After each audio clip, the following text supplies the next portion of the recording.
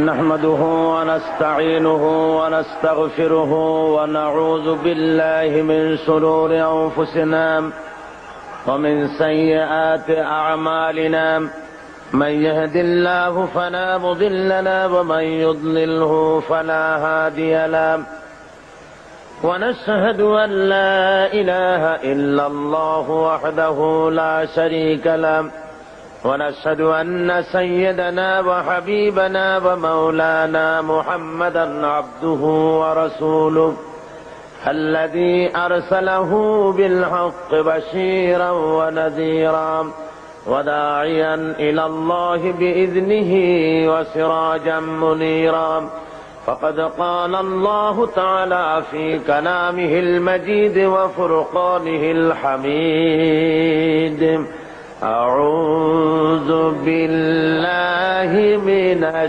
الشيطان الرجيم بسم الله الرحمن الرحيم إن الله وملائكته يصلون على النبي يا أيها الذين آمنوا صلوا عليه وسلموا تسليما اللهم صل على سيدنا مولانا محمد وعلى آل سيدنا জোরে সরে মোহাব্বতের সাথে পড়েন আল্লাহুম্মা সাল্লি আলা সাইয়্যিদিনা মাওলানা মুহাম্মদ ওয়া আলা আলি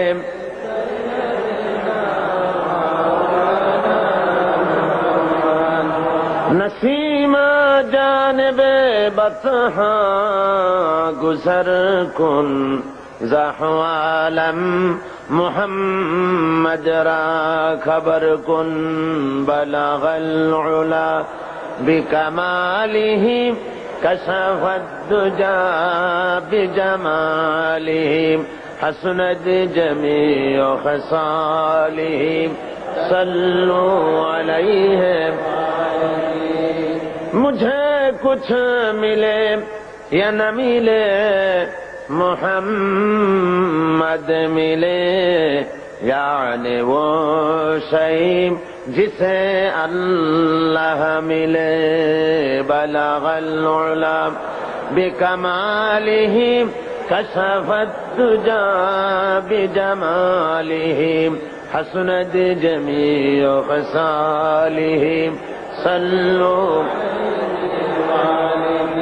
یہ تیری معراج تھی کہ تو لوح قلم تک پہنچا اور میری معراج ہے کہ میں تیرے قدم تک پہنچا بلغ العلا بکمالہ کشف الدجى بجمالہ حسنت جمیع خصالہ صلوا علیہ اللہم آمین ربنا ظلمنا انفسنا وإن لم تغفر لنا وترحمنا لنكونن من الخاسرين رب العالمين চট্টগ্রাম ইসলামী সমাজ কল্যাণ পরিষদ কর্তৃক আয়োজিত 5 দিন ব্যাপী তাফসীরুল কোরআনের মাহফিলের আজকের এই সমাপনী দিবসে লক্ষ লক্ষ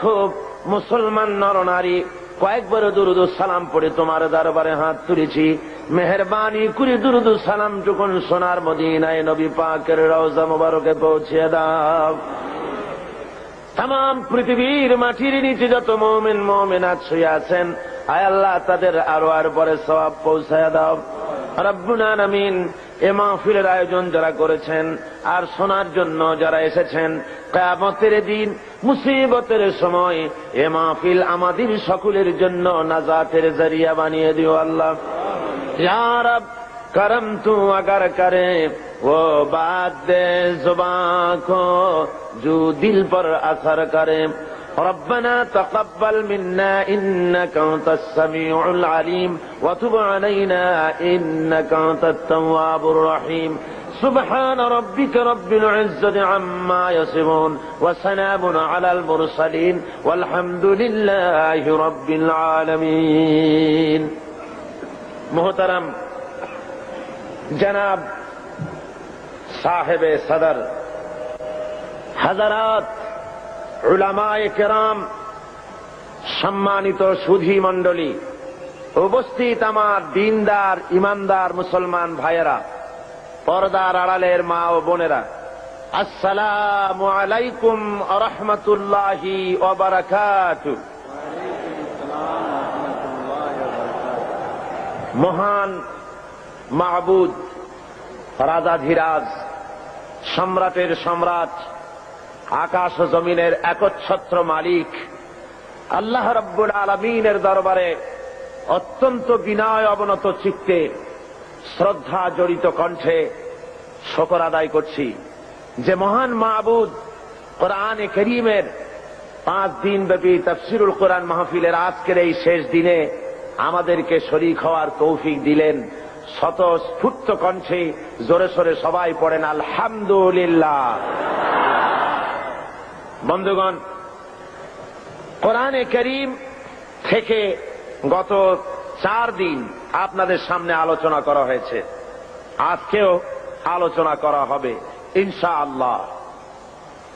মানুষ এমন ভাবে মানুষের জনতার ঢল নেমেছে যে কোনো জায়গা নাই। এখানে স্লিপ এসেছে জনাব অধ্যাপক মুজিবুর রহমান সাহেবের, মফিজুর রহমান সাহেবের কাছে, আমি দেখলাম তাতে বলা হয়েছে এগিয়ে বসার জন্য, কিন্তু আমি তো দেখতে পাচ্ছি কালকে এগিয়ে বলার পর এগিয়ে বসছেন, আজকে তো আপনারা জায়গাগুলি নিজেরাই ভরপুর করে বসেই আছেন। সুতরাং আপনারা যেমনে পারেন, যেখানে পারেন, একটু ধৈর্য ধরে আপনারা বসুন, বা যারা দাঁড়িয়ে আছেন দাঁড়িয়ে থাকুন। কি করা যাবে? আল্লাহ রাব্বুল আলামিনের কালাম থেকে যেন আমরা শুনতে পারি এবং আখেরি মোনাজাত করে আল্লাহর কাছে জীবনের আকুতি কাকুতি যেন আল্লাহর কাছে জানাতে পারি। আল্লাহ যেন তৌফিক দেন, সবাই বলুন আমিন। আজকের বরকতপূর্ণ বিশাল মাহফিল থেকে আল্লাহর কোন বান্দাকে যেন শয়তান মোনাজাত থেকে এবং আজকের এই গুরুত্বপূর্ণ আলোচনা থেকে কাউকে যেন মাহরুম করে দিতে না পারে, সেজন্য আবার আপনারা আমার সাথে পড়েন আউযু বিল্লাহি মিনাশ শাইতানির রাজীম বিসমিল্লাহির রাহমানির রাহিম قل إن كنتم تحبون الله فاتبعوني يحببكم الله ويغفر لكم ذنوبكم والله قل أطيعوا الله والرسول فإن تولوا فإن الله لا يحب الكافرين صدق الله العظيم। কোরআনে কারীম তৃতীয় পারা সূরা আলে ইমরান ৪র্থ রুকু। এই আয়াতটির ব্যাখ্যা দিতে গিয়ে কালকে দীর্ঘ সময় চলে গিয়েছে, শেষ করা যায়নি। আসলে এটি এমন একটি আয়াত যেখানে রাসূল পাক সাল্লাল্লাহু আলাইহি ওয়াসাল্লামের ইত্তেবা করার জন্য দুনিয়ার মানুষকে বলা হয়েছে।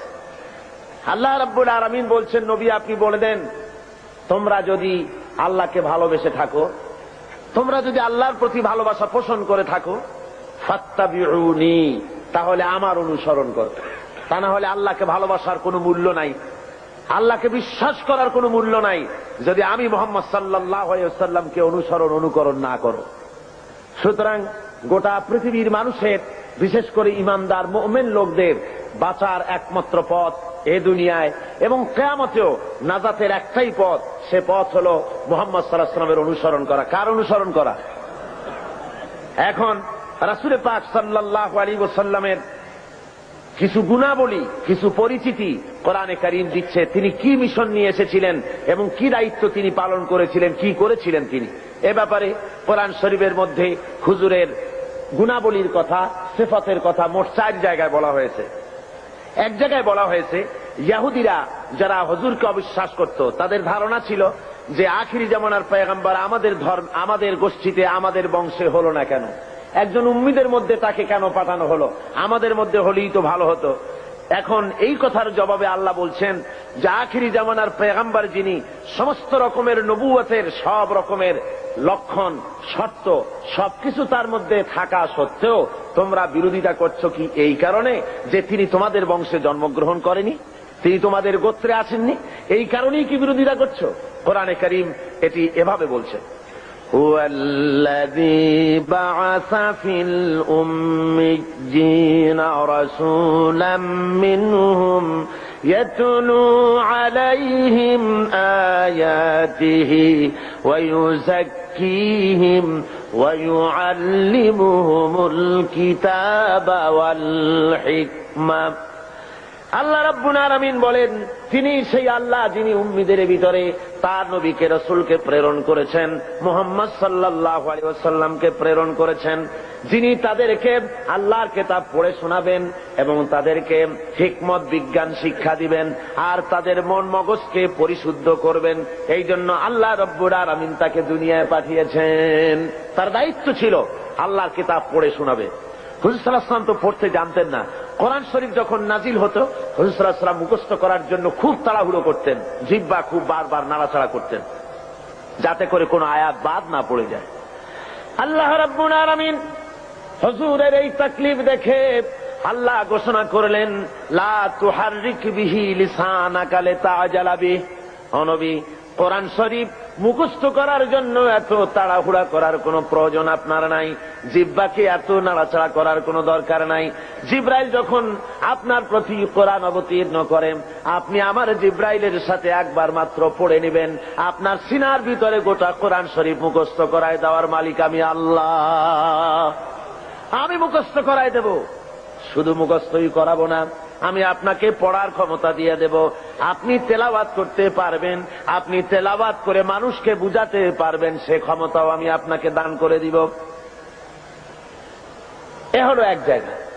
2 নম্বরে আর এক জায়গায় আল্লাহ রসুলকে বলছেন, মুনাফিক এবং দুর্বল চিত্ত লোক যারা, তাদের এই অনুভূতি দেওয়ার জন্য যে মুহাম্মদ সাল্লাল্লাহু আলাইহি ওয়াসাল্লামকে আমি তোমাদের মধ্যে পাঠিয়ে দিয়ে তোমাদের প্রতি আমি বিরাট এহসান করেছি, আমি তোমাদের জন্য বিরাট এহসান করেছি যে নবী তোমাদের মধ্যে আমি পাঠিয়েছি।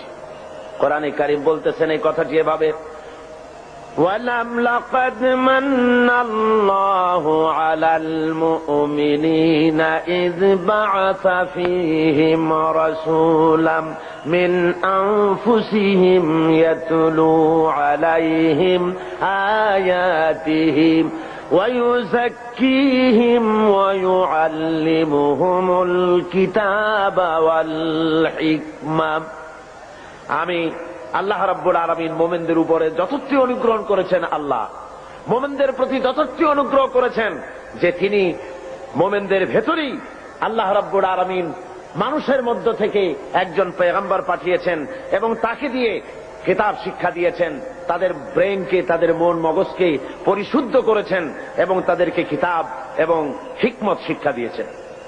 তৃতীয় আরেকটি জায়গায় আল্লাহ বলেন, কামা আরসালনা ফীকুম রাসূলাম মিনকুম ইয়াতলু আলাইকুম আয়াতিনা ওয়া ইউযাক্কিহিম ওয়া ইউআল্লিমুকুম মা লাম তাকুনু তা'লামুন।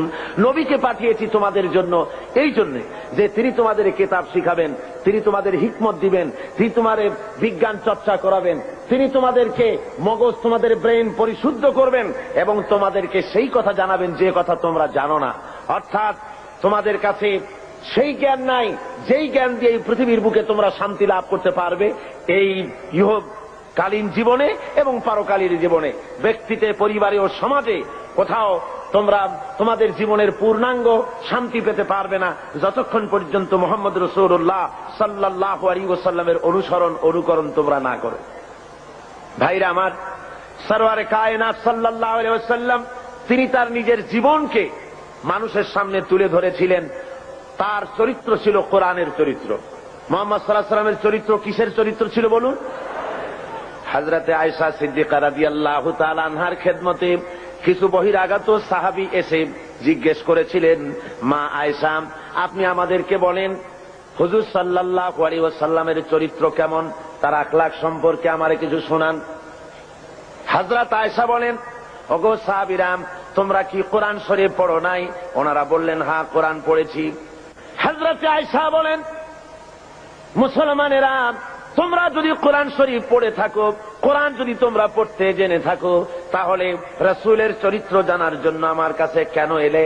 যেটা কোরআন শরীফ তার বাস্তব নমুনা যদি দেখতে চাও, তাহলে আল্লাহর নবী মুহাম্মদ রাসূলুল্লাহর দিকে তাকায়া দেখো। জোরে বলেন সুবহানাল্লাহ। তার মানে হলো যেটা কোরআন শরীফ সেইটাই মুহাম্মদ সাল্লাল্লাহু আলাইহি ওয়াসাল্লাম। কোরআন শরীফ নড়তে পারে না, কোরআন শরীফ হাঁটতে পারে না, কোরআন শরীফ কথা বলতে পারে না, কোরআন শরীফ কাগজের মধ্যে লিপিবদ্ধ একটি কিতাব।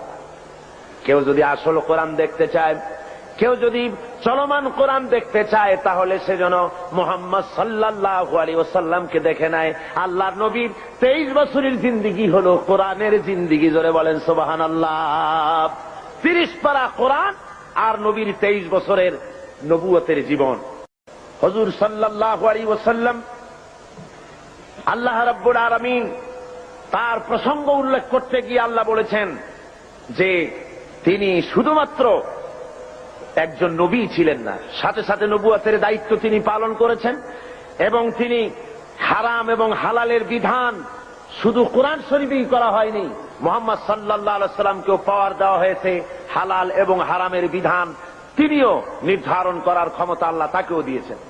কোরআন শরীফ বলতেছে, ইয়ামুরুহুম বিল মারুফি ওয়া ইয়ানহাহুম আনিল মুনকার ওয়া ইউহিল্লু লাহুমুত তাইয়্যিবাতি ওয়া ইউহাররিমু আলাইহিমুল খাবাইস। আল্লাহ রাব্বুল আলামিন বলেন, তিনি মানুষকে ভালো কাজের জন্য আদেশ দেন আর মন্দ কাজ থেকে ফিরায় রাখেন, আর হালাল এবং হারাম জিনিসগুলি তিনি বেছে দেন, নির্ধারণ করে দেন। সুতরাং কোরআন শরীফের মধ্যে হালাল হারামের বিধান আল্লাহ যা দিয়েছেন এখানেই শেষ নয়।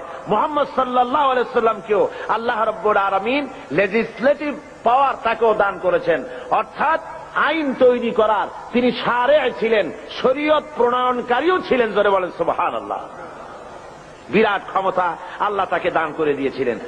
মুহাম্মদ আল্লাহর কথা মানা যেমন ফরজ, মুহাম্মদ সাল্লাল্লাহু আলাইহি ওয়াসাল্লামের কথা মানা সুন্নত না নফল? বলেন তো কি? আপনারা তাহলে নিশ্চয়ই বুঝতে পেরেছেন। মুহাম্মদ সাল্লাল্লাহু আলাইহি ওয়াসাল্লামের কথা মানা শুধু নফল নয়, সুন্নত শুধু নয়, বরং আরো বেশি। আল্লাহর কথা মানা যেমন ফরজ, মুহাম্মদ সাল্লাল্লাহু আলাইহি ওয়াসাল্লামের কথা মানা তেমন ফরজ। কেমন করে হলো তা? হয়েছে এইভাবে, আল্লাহ রাব্বুল আলামিন তিনি ঘোষণা করেছেন, ওয়ামা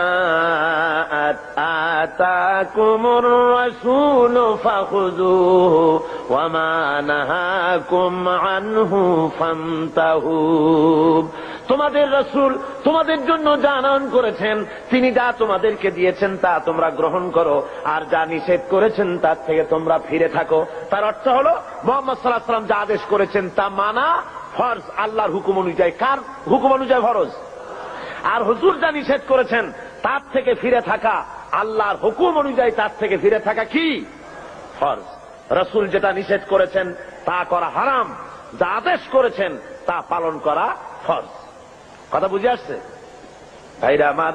আল্লাহ তার রাসূলকে এভাবে করে ক্ষমতা দিয়ে দিলেন, তাকে বিচারক হিসাবে আল্লাহ বানাইছেন দুনিয়ার ভিতরে। সোশ্যাল জাস্টিস, সামাজিক সুবিচার প্রতিষ্ঠার জন্য আল্লাহ তার দায়িত্ব দিলেন। আল্লাহ বলছেন, ইন্না আনজালনা ইলাইকাল কিতাবা বিল হাক্কি লিতাহকুমা বাইনান নাসি বিমা আরাকাল্লাহ। হে নবী, আমি সত্য সহকারে আপনাকে পাঠিয়েছি, আপনি আপনার উপরে যে কিতাব অবতীর্ণ করেছি সেই কিতাব দিয়ে আপনি মানুষের উপরে বিচার ফায়সালা করবেন, আর মানুষের সামনে আপনি আমার কোরআন দিয়ে বিচার ফায়সালা করবেন, যেটা আমি আপনার প্রতি অবতীর্ণ করেছি। আল্লাহর আইন দিয়ে মানুষের উপরে শান্তি প্রতিষ্ঠা কিভাবে হতে পারবে সেটা আপনি আমার কোরআন দিয়ে মানুষের সামনে সেট করবেন। সুতরাং মুহাম্মদ সাল্লাল্লাহু আলাইহি ওয়াসাল্লাম যে ফয়সালা দিয়েছেন, যে আইন দিয়েছেন মানুষের চলার ব্যাপারে, অর্থনীতি, সমাজনীতি, রাজনীতি, এমন কোন ব্যাপার নাই যে ব্যাপারে হুজুর কথা বলেননি। হুজুরের ফয়সালা যদি কেউ না মানে, মুসলমান দাবি করার পর যে ব্যক্তি পড়ল লা ইলাহা ইল্লাল্লাহ, লা ইলাহা ইল্লাল্লাহ, লা ইলাহা ইল্লাল্লাহু মুহাম্মাদুর রাসূলুল্লাহ, তার দায়িত্ব হলো, মুমিনের দায়িত্ব হলো রাসূলের হুকুম শুনলো আর সাথে সাথে মাথা পেতে দেবে। কোরআন শরীফ বলছে ইন্নামা কানা কাওলাল মুমিনিনা ইযা দুউ ইলাল্লাহি ওয়া রাসূলিহি লিয়াহকুমা বাইনাহুম আন ইয়াকুলু সামি'না ওয়া আতা'না। মুমিনদেরকে যখন আল্লাহ এবং তার রাসূলের দিকে ডাকা হয়, আল্লাহ এবং রাসূলের পক্ষ থেকে কোনো অর্ডার দেওয়া হয়, তখন মুমিন যারা, তারা আল্লাহর মীমাংসা এবং তার রাসূলের দেওয়া ফয়সালা মেনে নেবে, আর শোনার সাথে সাথে বলবে সামি'না ওয়া আতা'না, শুনলাম এবং আনুগত্যের মস্তককে অবনত করে দিলাম। এটা হলো মুমিনের কাজ। আর মুনাফিক কি করে? আল্লাহ বলেন, শোনো, মুনাফিক কারা? মুনাফিক কারা? যারা নাকি আল্লাহর কলেমার দাবি করে, মুসলমানের দাবি করে, ইসলামের দাবি করে, অথচ ইসলাম পালন করে চলে না, আল্লাহ এবং আল্লাহ রাসূলের হুকুম মানতে রাজি নয়। এদেরকে কি বলা হয়?